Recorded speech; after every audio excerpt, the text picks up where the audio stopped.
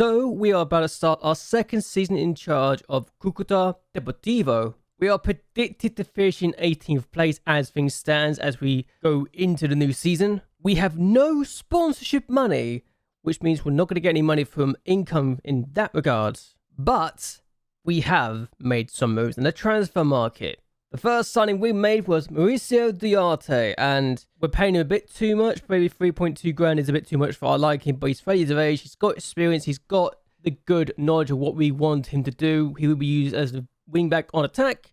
Is he amazing? Probably not, but he's still better than nothing. We also signed Danny Rosero, and he's probably the best defender we've had so far in this save, and he's also been paid quite a bit of money, 3.9 grand to be exact. Again, probably too much money, but it's a one-year deal. It made sense in the short term. And his new partner in crime is Yosimar Torres. So Torres is actually worth more money than his more experienced partner, but again, he's exciting, just 23 years of age. He does prefer to be on the right hand side, but he can definitely improve still, has potentially a 4.5 star potential ability. As far as I'm concerned, being paid 1.9 grand is great business for our point of view. And the last person we have signed so far is Leandro Cittadini, and I think honestly for a winger we're probably paying too much again. 4 grand this time for an important winger on the left, but he could be very dangerous and could cause a lot of damage. I think we've got a good signing here in the form of the 27-year-old inverted winger. We're also not done yet as we're trying to sell Ortiz to get 1.5 grand off the books. It would leave us a bit short on strikers, but at the same time, he's not going to get much better. I don't think he's worth keeping around. He didn't score in 5 games for us last year. But we are trying to sign Ivan Valenzuela on a loan deal, which was pay just £650 a week. I think that's a bargain, and we need to make sure we get this guy over the line. He could be amazing. Is he amazing right now as far as I'm concerned? Well, we don't know. We haven't got this scouted yet. But I've taken a punt, and I've decided, you know what, let's get this guy in. So I think he's worth the risk personally, especially for those wages. I've mentioned the finances and how expensive the wages are for some players, and this is why. We're 3.12 million in the red, and our projection is to be 6.5 million in the red at the end of the season. So we're probably going to have to clear out a lot of the fringe players, a lot of players that are not good enough for the team, and hope for the best. But we are expected to have a 5-star youth intake, 1 goalkeeper, 2 centre midfielders, and a winger to turn up in February. So we'll turn up for that. So let's see what the youth intake has provided us, and if they're any good and can get us any money in the long term. Since we last met, we just had our youth intake at the 1st of February, which is very early, and I didn't think it happened, but Venezuela has arrived on a loan deal, and we got a new left back in the form of Andres Alvarez, who I think could be very, very good. 1.7 grand a week wages, and a value of 350,000 to 550,000 is quite good. I would like to give him a longer deal in the future, but it's a 1-year deal right now. If we lose to another team in the long term or short term, then it's fine. We've at least got this guy short term. But now, the youth intake. And I've imported this view over from the previous FM, and I thought, you know what, let's do it. And we've got 6 players to talk about, so let's go with the best one first. The first player is Jordi Turkey, and again, I'm probably saying the name wrong. I apologize. But this guy's really good, and I thought, yes, could be exciting.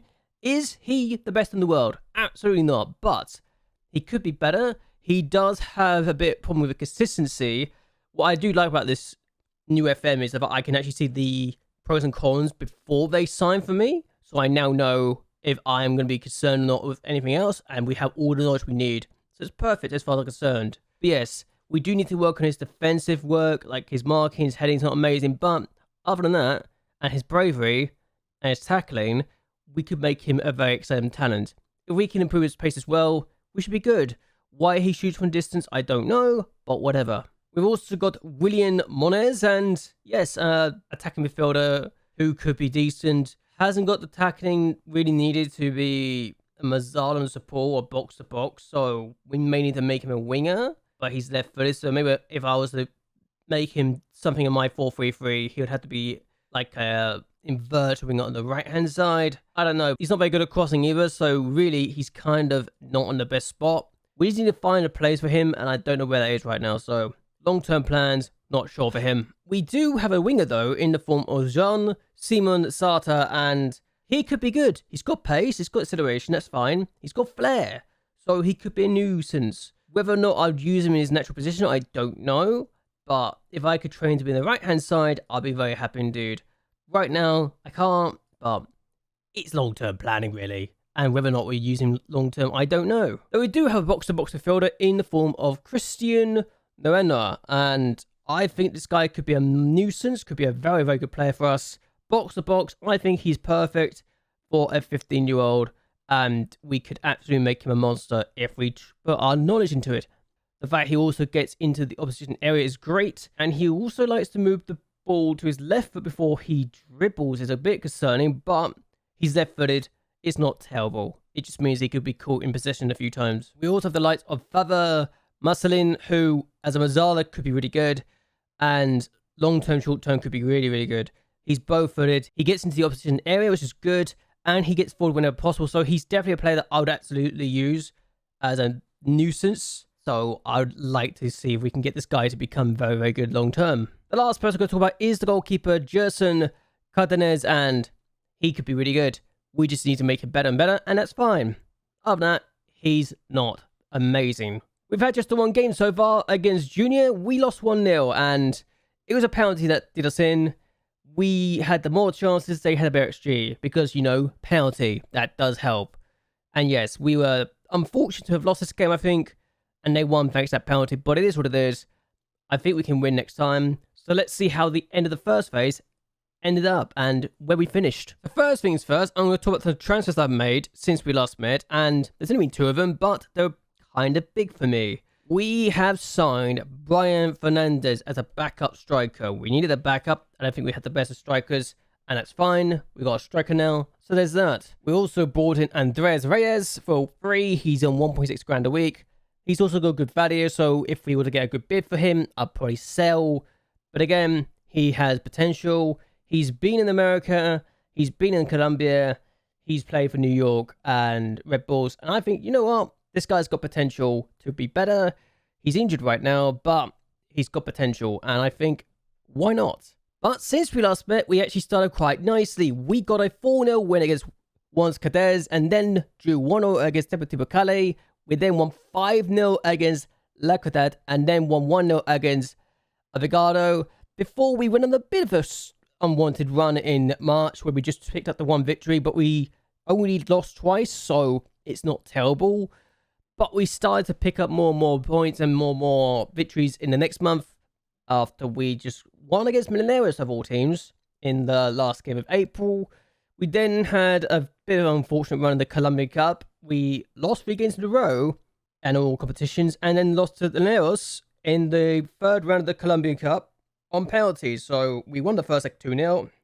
I thought, you know what, I can rotate. And then we lost. But we then beat Cúcuta. So we won that game. And in fact, that was enough to get us through the first phase semi-finals. So we did well. It is just a shame that we lost to Millonarios for the first time after we were beaten 1-0 away from home. But then we picked up 3 wins in the next 5 games, drawing twice, once to América de Cali and once to Millonarios. We picked up 11 points. So where does that left us in this part of the season? But unfortunately for us, despite our best attempts, we actually finished only 2nd in our group. So we got a top 4 position in this phase. We were actually quite good. We won 3 games, but we didn't beat Millonarios, and that was what cost us in the end. If we'd beaten them, we might have got top. Acudola is actually the top goal scorer with 19 goals in this phase, which is ridiculous when you think about it. But again, he was really, really good. And unfortunately for us, Millonarios actually won the first phase final, so they win the first phase overall. So we're in their group, we didn't win it. And if we look at the first phase table, we actually just made it in on the last game. We finished 4 points clear up 9th. We finished 6th place overall. I thought, you know what, that's a successful season. We've done quite well here. The question is, can we do more in the second phase, which has already started? The second phase has started already the day of the first phase final. Overall, though, we look at the average points. We are fine right now. We're comfortably clear. And as far as I'm concerned, if we avoid being near the bottom 2, we should be good. Given that we've got in the top 8 finish last time, we should be good. And let's see how we did in the second part of the season, shall we? So now that we are here, we are going to be very, very quickly talking about the games we had, because look at how successful we've been. July, we just dropped 2 points. We then just dropped another 4 points in August, and we're looking very comfortable. Very, very nice indeed. And then we go down in September. We were very, very good. We only failed to win twice. And then in October, we're so good. We're already looking like a team that's going to do a lot of damage in the next phase. And then we went into the next phase, and the semi-final was so bad, I don't know what happened. We drew the first 2 games, then lost the next 2 games before we won the last 2 games. But unfortunately for us, we just could not buy a win at one point. And by the time we won against Mineros, we could not win the phase. So it was kind of dire for us. Unfortunately for us, we only picked up 3rd place. Atletico Nacional didn't do us any favors. They were doing really well. And America Tecati once again just picked up 3 points. We picked up 3 less points than last time. And in fact, if we had not drawn, to America Tecati, and if we don't lose to Atletico Nacional and we don't lose to Mineros, we should be fine. We beat Mineros and we know what we can do. It's just unfortunate for us that we did not do ourselves justice, because that's the overall league table. We're really, really good. And that's how well we did in the league phase of the season. We were so good that we finished 7 points to the next team. We were just unfortunate that Mineros were in the group. And America Tecati was so good in this phase, and then they just completely capitulated again. And what hurt was the fact that our best striker, Jonathan Agudelo, who actually got 32 goals overall this season and 5 assists, was actually injured for the entirety of the group phase. So if he was not injured, we'd be fine. But unfortunately he was, and it hurts us long term. So we are looking at this, and the supporter profile has seen us get another 26.1 grand followers on social media. Nothing's changed in the supporter profile though, so that's a good sign. They do like the fact we're being good, defensively solid. They don't want me to play direct anymore, which is great, because that was a problem. I was not happy about it. What is a bit of a problem though is I've not been getting a new contract yet, and I'm concerned about my financial damage that I can't repair, which I think is fine. But there's also the fact that they've actually demoted my wages structure quite significantly. Right now, our wage budget is 63,000. They've sliced it from 97,000 to 63,000, and I've actually had to cut my wages so much that my committed spending for next year is only 49,000. We had to slice our wage budget so much that we were fine. And now we've got 5.1 million in the red, and we are struggling financially. Good news though, we've now got sponsorship income. Yay! It just took a bit too long to get the sponsorship income. If we can get something like the Deportivo Cali's income, I'll be happy about it. Fun fact, they actually approached me for an interview. I said no.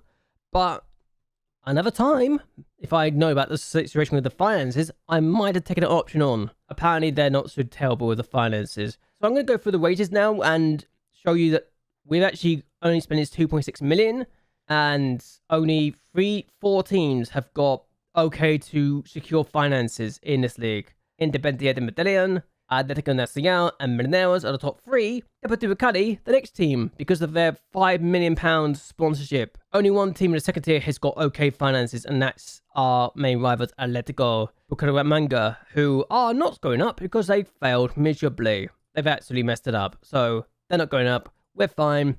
And there's that. But still, what's going to happen? Am I going to get a new contract? Am I not? I don't know yet. At least the fans like me now, so there's that. And I guess it could be worse. Also, I figured out something. The My Manager timeline is actually in here. So you can actually see from your manager profile. And I thought this was kind of interesting.